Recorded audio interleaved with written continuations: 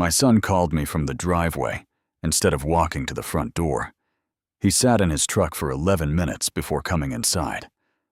I know because I watched from the kitchen window, the same window where I used to watch him play catch with his grandfather in that yard. When he finally walked in, he didn't hug me. He handed me a manila envelope and said, "Dad, we need to talk about what's best for you going forward. My name is Martin Calloway. I'm 67 years old. I spent 41 years as a licensed structural engineer in Phoenix, Arizona, designing bridges and highway overpasses that people drive across every single day without thinking twice. 3 months ago, I had a minor stroke. My doctors call it a thanks in advance, a transient ischemic attack. It lasted 4 minutes. I was fully recovered within 48 hours with no permanent damage. My neurologist, Dr. Patel at Banner University Medical Center, said I was one of the lucky ones. My son, Derek, called it a serious wake-up call about Dad's condition. What Derek didn't know when he handed me that envelope was that I had already read everything inside it. He'd left his laptop open on my kitchen table 2 weeks earlier while he used the bathroom. Old habits from 4 decades of engineering taught me one thing above everything else. Always check the documents before you sign anything. A flaw in the blueprint doesn't care how good your intentions are. Derek thinks a man who survived 1 minor stroke is too fragile to manage his own life. He's wrong. He forgot who taught him how to drive. He forgot who paid for his real estate license. And he forgot that the man sitting across from him at that kitchen table spent his career identifying structural weaknesses before they became disasters. He was about to find out that some foundations are stronger than they look. When my wife, Carol, passed away 4 years ago from ovarian cancer, I did what most men my age do when their world collapses. I kept working. I kept showing up. I finished the Glendale Overpass project she'd watched me design from our living room couch. The one she used to joke was the most expensive Lego set in Arizona. I framed the completion certificate and hung it next to her photograph in my office. Then I retired. I sold the house Carol and I had shared for 31 years. Too much space. Too many rooms that still smelled like her perfume. I moved into a comfortable single-story home in Scottsdale. 3 bedrooms, a workshop in the garage, and a yard just big enough to be worth maintaining. I had my pension from the State Department of Transportation, Carol's life insurance settlement, and the proceeds from selling our family home. Total liquid assets, just under $480,000. Plus, the Scottsdale property I'd paid cash for. Derek visited me maybe once a month back then. He lived 40 minutes away in Mesa with his wife, Brittany, and their 2 kids. He worked for a real estate agency called Desert Premier Properties.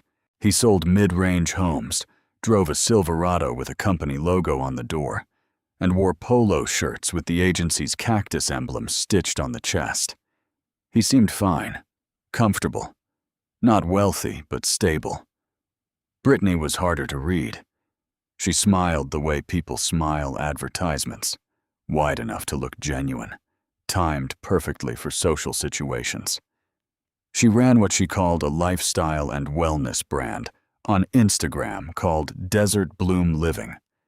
She posted photographs of carefully arranged charcuterie boards, pastel-colored sunrises over the McDowell Mountains, and occasional videos about protecting your energy and honoring your peace. She had 11,000 followers. Last Christmas, she told me that brand collaborations were basically her job now. After my thanks in advance in February, everything shifted. Derek started calling daily. He drove over unannounced. He started speaking to me in a particular tone I'd never heard from him before. Patient, slow, slightly louder than necessary.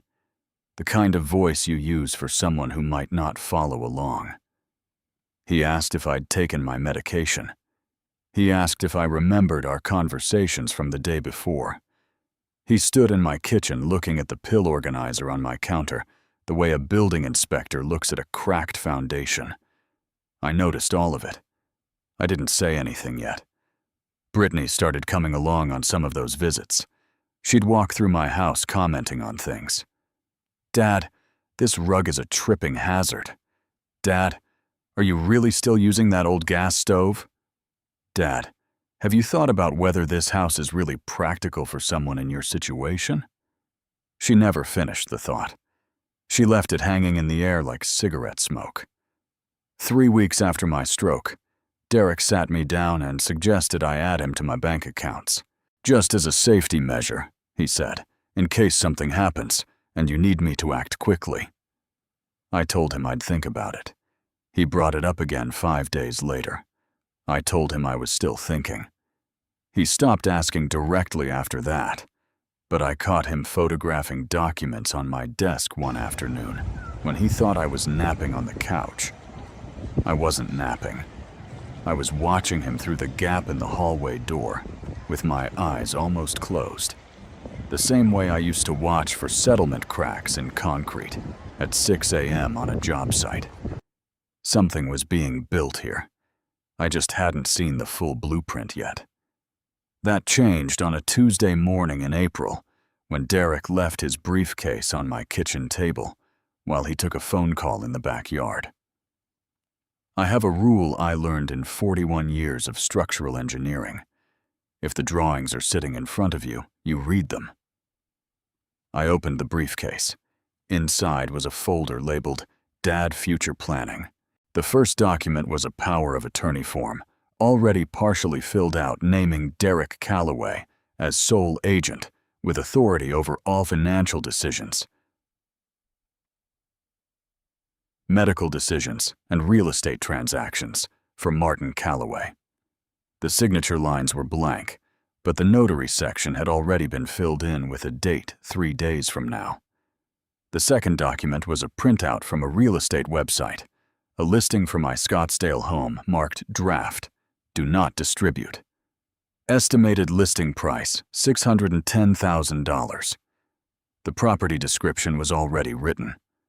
The third document was a brochure for a place called Sunrise Pines Assisted Living in Chandler. Monthly rate starting at $4,200. The words Memory Care Services Available were highlighted in yellow marker. I put everything back exactly as I found it. I sat down at my kitchen table. I drank the rest of my coffee. When Derek came back inside, I smiled and told him the weather looked nice. I had 3 days before that notary appointment. I called my attorney before Derek's truck had cleared the end of my street. Patricia Okafor has handled my legal affairs since 2009. She's sharp, expensive, and completely uninterested in wasting either of our time with pleasantries. I told her what I'd found. She went quiet for 4 seconds, Patricia's version of a sharp intake of breath. "Martin," she said, "if you sign that POA without restriction, Derek controls everything. Your accounts, your house, your medical decisions. He could list that property tomorrow, and you would have no legal standing to stop him. Can he force me to sign? No, but if he believes you're mentally incapacitated and files for guardianship, a judge could appoint him anyway. Does he have grounds? Not with your current medical record, doctor. Patel's evaluation from last week shows normal cognitive function, full decision-making capacity. A thanks in advance with complete recovery 4 weeks ago isn't grounds for guardianship in Arizona. But Martin," she paused, "if he can manufacture evidence that suggests otherwise, that changes the picture." I thought about Derek photographing my desk. I thought about the questions he'd been asking me, casual and repetitive, always in front of Brittany. "Do you remember what we talked about last time? Did you call the pharmacy yet? Do you know where your medication is?" He was building a case. He just didn't know I'd spent 4 decades building things that were designed to outlast whatever came at them. Patricia told me to come in the next morning. She also told me to start documenting everything. I spent that evening going through my own records, the way I used to go through project specifications before a major inspection. I pulled every financial document, every medical record, every written communication from Derek in the past 6 months. I found something I hadn't thought twice about at the time. A text Derek sent me in January, 2 weeks before my thanks in advance, asking if I'd ever thought about putting the Scottsdale house in a family trust for tax purposes. I'd responded maybe. Let me think about it. At the time, it seemed like a reasonable question from a real estate agent's son. Now, it read differently. I also found the homeowner's insurance renewal notice from last month. Derek had offered to handle it for me. When I asked him to forward the confirmation, he said the company was updating their systems. I'd forgotten about it until now. I logged into my insurance portal.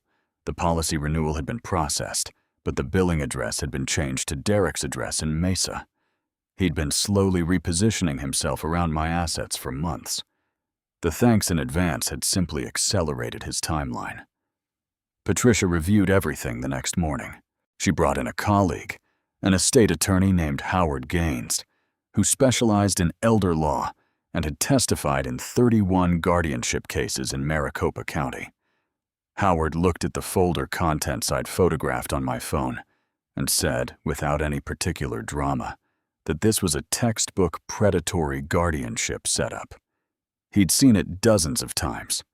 Usually involved a financially struggling adult child and an aging parent with a recent health event. The health event becomes the pretext.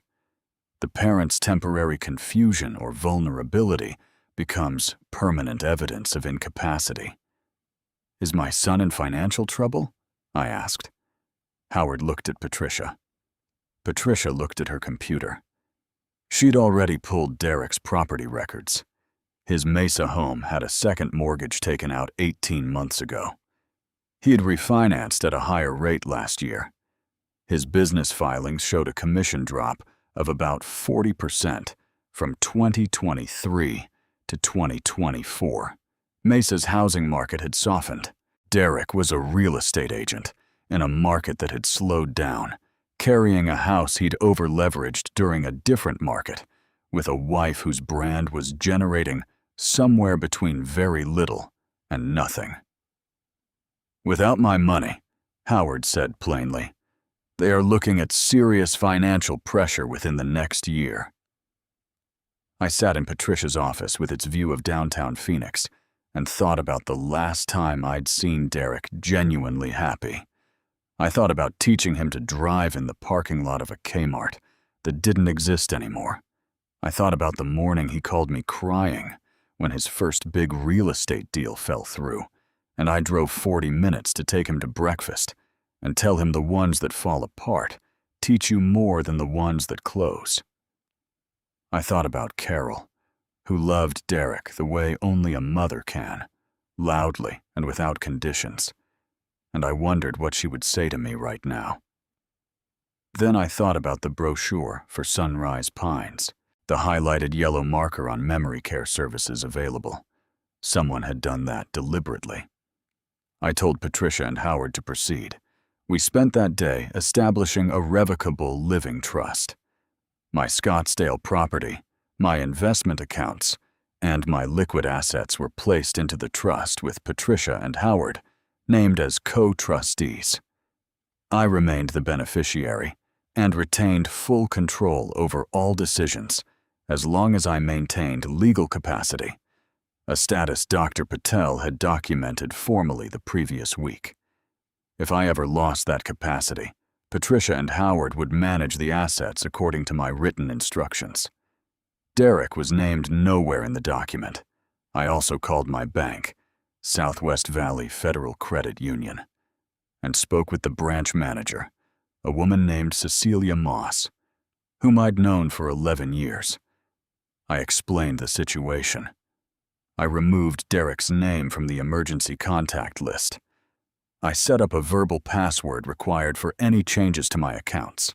I also requested that any third-party attempts to access or modify my account information be flagged and reported to me directly. Then I called my insurance company and restored the billing address to my Scottsdale home. Derek came by Thursday evening, the day before the notary appointment he'd made without telling me. He seemed relaxed. He brought barbecue from a place I like in Tempe and sat at my kitchen table the way he used to when he was in college, leaning back in the chair, comfortable in the house he grew up visiting. Brittany wasn't with him. That surprised me. "Dad," he said, "I've been thinking a lot about how to make things easier for you. The stroke scared me. It scared Brittany. We just want to make sure you're protected. I know it might feel like we're overstepping, but that's not the intention." I told him I appreciated that. He slid the power of attorney form across the table. "I had a notary coming by tomorrow," he said, "just to make things official. It's standard. It just means I can help you if something happens." I looked at the form. I looked at my son. I thought about the real estate listing draft in his briefcase. I thought about Sunrise Pines. "Derek," I said, "tell me about the Mesa house." He blinked. "What about it? How are the payments?" He shifted in his chair. "We're fine, Dad. Are you?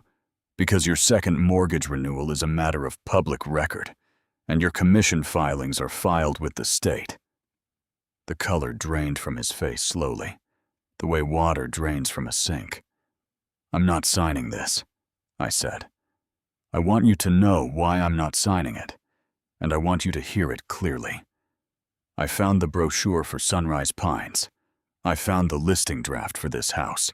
I found what you did with my insurance billing address. I've been watching you for 6 weeks, and I've been building a record for 4. Derek's jaw tightened.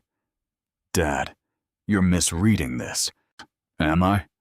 I spent 41 years catching structural failures before they became disasters. I know what a load-bearing wall looks like, and I know when someone's been quietly removing bolts." He pushed back from the table. "You've been through something traumatic. The stroke. It changes how people process things. You're seeing threats that aren't there." I pulled out my phone and played Patricia Okafor's voicemail from that morning. "Martin, the trust documents are executed and filed. Your assets are protected. Call me if anything changes." Derek stared at the phone. "What did you do?" "I protected myself. The same thing you were trying to do, except I did it legally, ethically, and without lying to anyone." The kitchen went very quiet. Outside, a neighbor's sprinkler system kicked on. "Derek," I said, "I know you're in trouble. I know the market has been hard, and the house is stretched, and Brittany's Instagram isn't paying the bills. I understand you're scared. But the answer to your financial problems is not my bank account, and it is not a memory care facility in Chandler." His face crumpled for a moment, the same face he made at 16 when I caught him lying about where he'd been. And then it hardened again. "You've changed since the stroke. You're not thinking straight. Dr. Patel evaluated me last week. My cognitive function is completely normal. I have the documentation. Do you want to take this to a judge? I have Patricia Okafor and Howard Gaines ready to appear. I have 41 years of professional documentation of my mental competence. What do you have?" He didn't answer. "I have one more thing to tell you," I said. "I know about the notary appointment tomorrow. I want you to cancel it. And I want you to understand that if you file for guardianship based on false evidence, and I believe you know the evidence would be false, you will be committing a criminal act in the state of Arizona. Elder financial abuse is a Class 2 felony here. Patricia has already filed a preliminary report with Adult Protective Services." Derek stood up. He picked up the unsigned POA form. He stood in my kitchen holding it for a long moment, and I watched my son, whom I love, wrestle with something I hope he never fully understands. The moment when a person realizes they've been caught, not just in a plan, but in a version of themselves they can't easily explain. He left without finishing the barbecue. I sat alone in my kitchen for a long time. Then I took my evening medication, set my pill organizer for the next morning, and called Patricia to tell her Derek had been informed. What followed over the next 3 weeks was not dramatic. It did not involve courtrooms or handcuffs. Real situations rarely look like the version people expect. What it looked like was paperwork, phone calls, and the slow, grinding mechanics of consequences finding their proper recipients. Patricia filed a formal elder abuse complaint with the Arizona Adult Protective Services. An investigator named Sandra Whitfield came to my house, reviewed my documentation, and interviewed me for 90 minutes. She was thorough and professional. She documented Derek's attempt to have me sign a pre-filled POA without my prior knowledge, the drafted real estate listing, the altered insurance billing address, and the photographic evidence I'd captured of Derek photographing my financial documents. She also reviewed the brochure for Sunrise Pines, which I'd kept in a labeled folder along with everything else.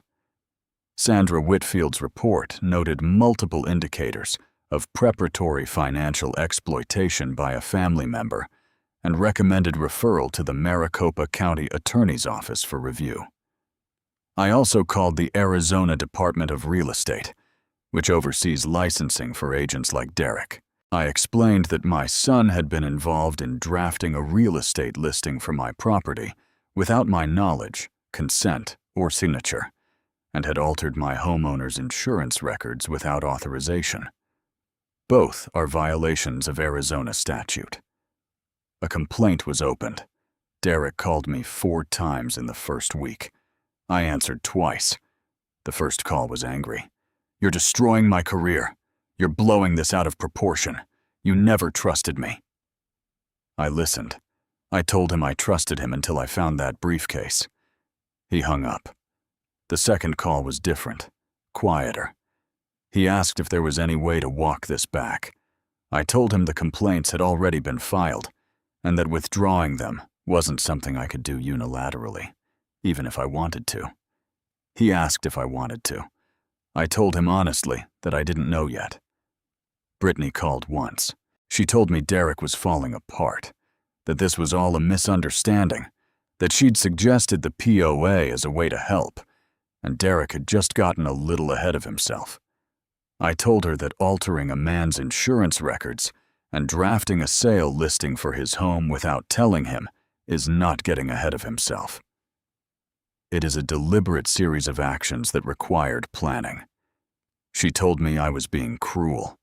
I told her I'd spent 6 weeks watching her suggest that my kitchen rug was a tripping hazard while her husband photographed my financial documents. We did not have much left to say to each other. The Arizona Real Estate Department's investigation took 2 months. At the end of it, Derek received a formal written reprimand and a 60-day license suspension. He was required to complete 8 hours of continuing education in ethics compliance before reinstatement. The suspension cost him 2 potential closings during one of the few busy stretches in the Mesa market that spring.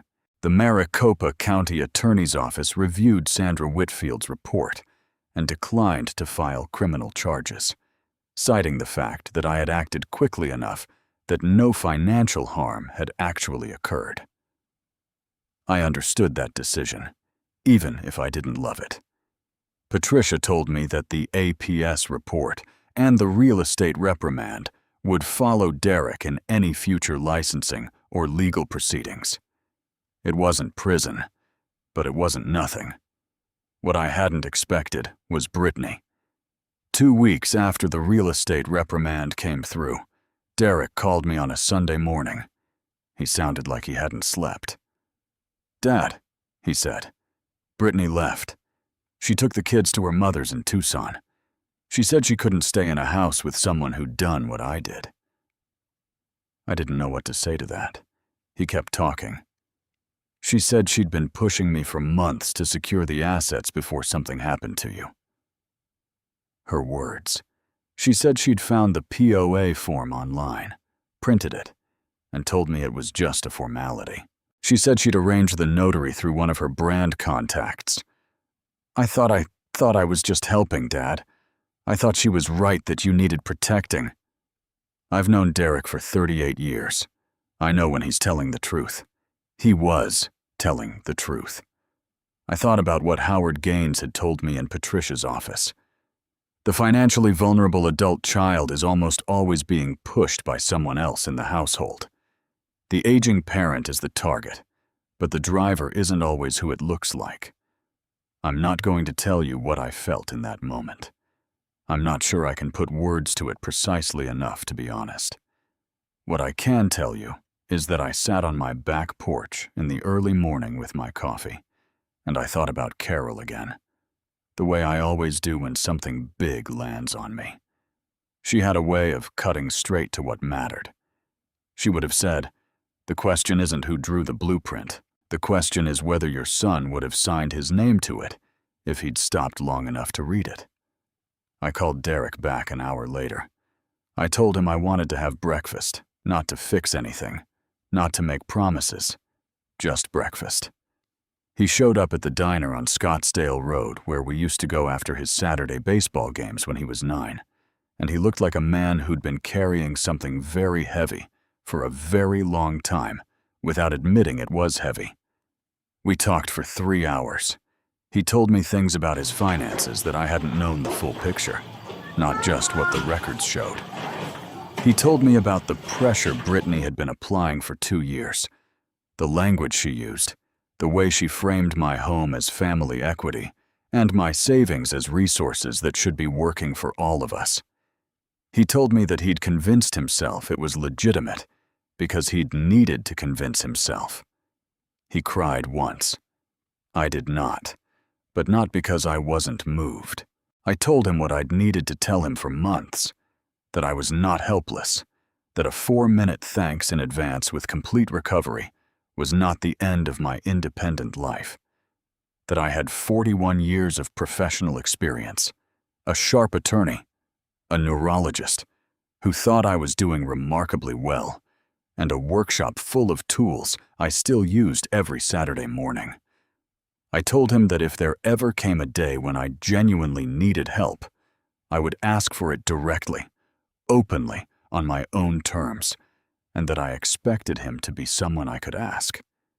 He nodded. He didn't make promises he couldn't keep. That was the right call. I didn't drop the complaints that were already filed.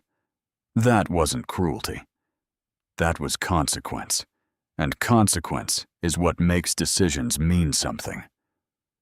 But I told Derek that I wasn't his enemy, and that the path back to something real between us didn't require my money or my house.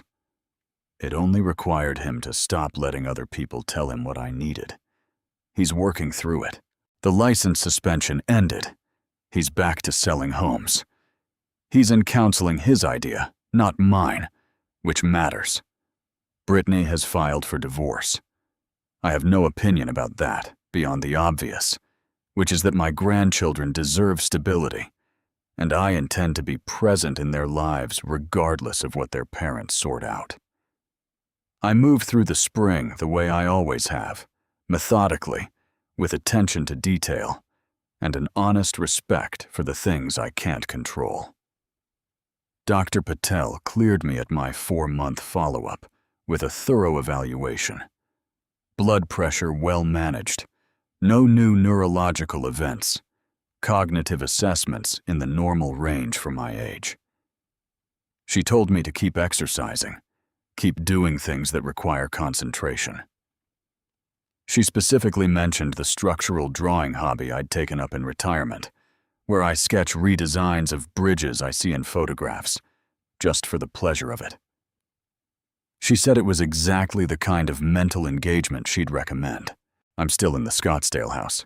I still cook on the gas stove. Brittany called a hazard.